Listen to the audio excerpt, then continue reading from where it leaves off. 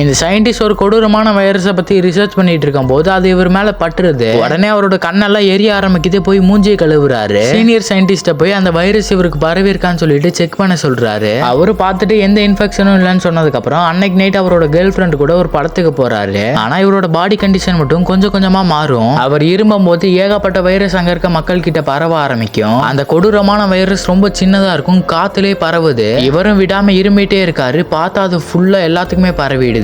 இதுக்கு மேல அந்த இடத்துல அவரால் இருக்க முடியல. சினிமா ஹாலை விட்டு வெளியே வந்துடுறாரு. அங்க நிறைய பேர் நடந்துட்டு இருக்காங்க. ஆனா இவரால சுத்தமா நவுற முடியல. அங்க இருக்கவங்க கிட்ட ஏதோ சொல்ல போறாரு. அதுக்குள்ள மயக்கம் போட்டு அதே இடத்துல விழுந்துடுறாரு. அதுக்கப்புறம் இவரை பார்த்தா ஹாஸ்பிட்டல் அட்மிட் பண்ணிருக்காங்க. இவர் பரப்பன வைரஸ் சினிமா ஹால்ல இருக்கவங்களுக்கு எல்லாம் அஃபெக்ட் பண்ண ஆரம்பிக்குது. அங்க ஸ்பாட்லயே 4 பேர் இறந்து போறாங்க. இது வரைக்கும் இந்த கொடூரமான வைரஸ்க்கு எந்த மருந்தும் கண்டுபிடிக்கல. அதுக்கப்புறம் பார்த்தா அந்த சினிமா ஹால்ல இருந்தவங்க எல்லாத்தையும் ஹாஸ்பிட்டல் அட்மிட் பண்ணிருக்காங்க. வைரஸ் பரவ நேரத்துல சுத்தி ஆர்மி போர்ஸை நிப்பாட்டி யாரையும் வரவிடாம பண்ணிருக்காங்க. அதுக்கப்புறம் சயின்டிஸ்ட் எல்லாம் சேர்ந்து அந்த கொடூரமான வைரஸோட ஸ்ட்ரக்சர் எடுத்து செக் பண்ணி பாக்குறாங்க. அது மட்டும் இல்லாம அதுக்கு மருந்தும் கிடையாது.